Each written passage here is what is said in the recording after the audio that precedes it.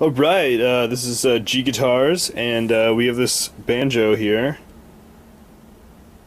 And apparently someone has dropped it. I've taken this piece off. It was originally attached there, obviously. And we're going to glue it all back together. The body is pretty heavy, so I think what happened was they obviously dropped it, and it hit the headstock first and broke up here. We just glued a little piece on this section right here. It was just loose before we start actually reattaching the rest of it. But I thought I'd take a little video of this because it's a pretty extreme break. Yeah, so this obviously came off there, and there's more damage on the back. What we'll do is we'll steam that up so it'll be flush with the rest of it again, and then we'll glue this piece on here. There's a little bit of damage. I don't think we'll get this. Oh yeah, actually you can see that pretty good. You can see where it's split there. Obviously we'll glue that and fix that. It took a lot of weight, especially because the body is so heavy when it did drop, so it damaged, and there's a lot of like hairline cracks. Then we also have some binding coming up, I guess. Yeah, that's on the bottom there.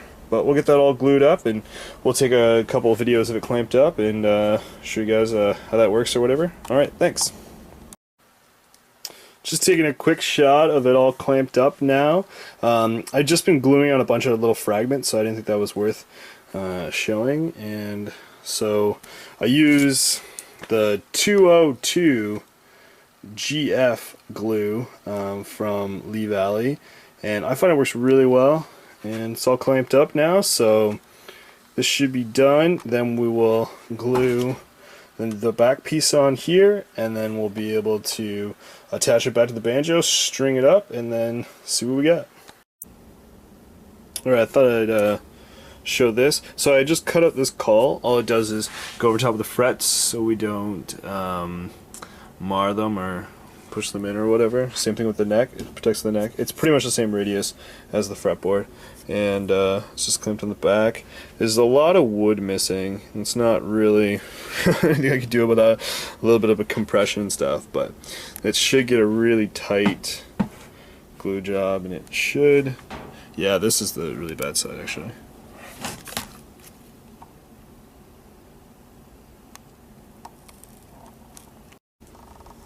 Alright, so what we've done is we glued everything back together. We showed in the clamps, and I'll just zoom in here. You can see where the fracture is still. We've tried to hide it as much as possible. The customer has requested that we don't do a lot of finishing work, so we're just trying to make it look from a distance so we can't see it. So we can see there as I move the glare, and you see exactly where it's been cracked. And there's a few spots here that we're actually missing a lot of material, and then you can see right here, and on camera, yeah, it's very different in color.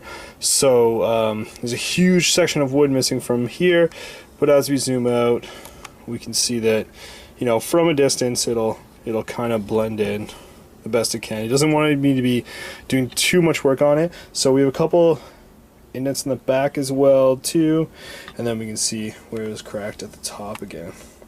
So it's all one piece, it's all really strong now, and then we'll just be doing a little bit more clear coat, I think, on this section down here of that big hole that's there, and then we'll be stringing it up. I've actually had to order a new machine head. The one was broken, so we'll get it all together, and then I think we'll just do the last video where I'm playing it and it's all set up. Alright, awesome. Alright, so we have it all done now, and I'll just give you a little demo of it.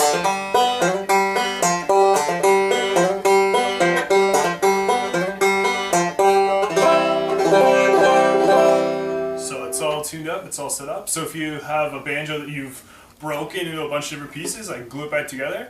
Alright, have a groovy day.